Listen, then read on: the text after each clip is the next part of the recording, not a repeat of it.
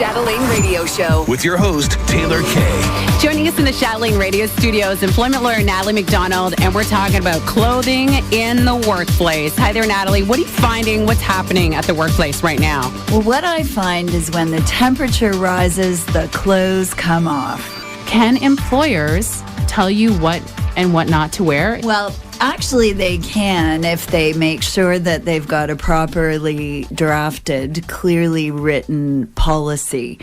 And when we work with employers, that's exactly what we do. We ask them what they want in the policy, and then we draft accordingly.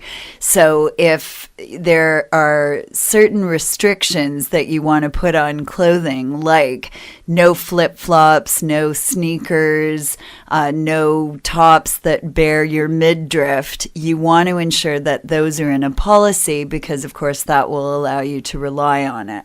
You're talking about our entire staff here, Natalie. At the radio station.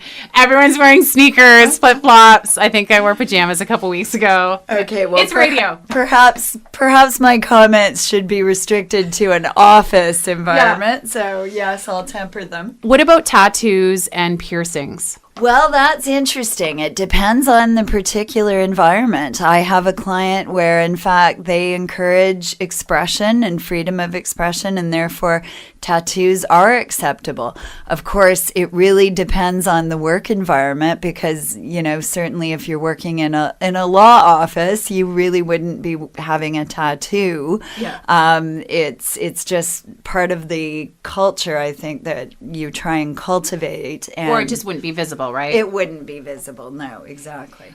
So I know you're working with employers that are drafting contracts that employees would sign on what and what not to wear. What about employees that have been unfortunately let go for their attire? You also represent them. What advice would you give them? I do represent employees as well, and in that particular circumstance, I would say that you would have to actually evaluate the situation before you're able to come down with a decision and an opinion as to whether or not the employer has properly terminated.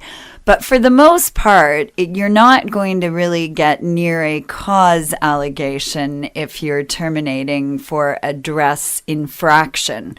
What you may be able to do is rely on a policy if you've got it, and if you've had the employee fail to follow that policy and you've properly reprimanded them for that reason, you may get closer to terminating with cause, but likely it's going to be a termination. Well, Natalie, thank you so much for stopping by the Chatelaine Radio studio. And again, how can people get a hold of you? Just visit our website anytime. It's www.rudnermacdonald.com. Thanks so much for coming in, Natalie.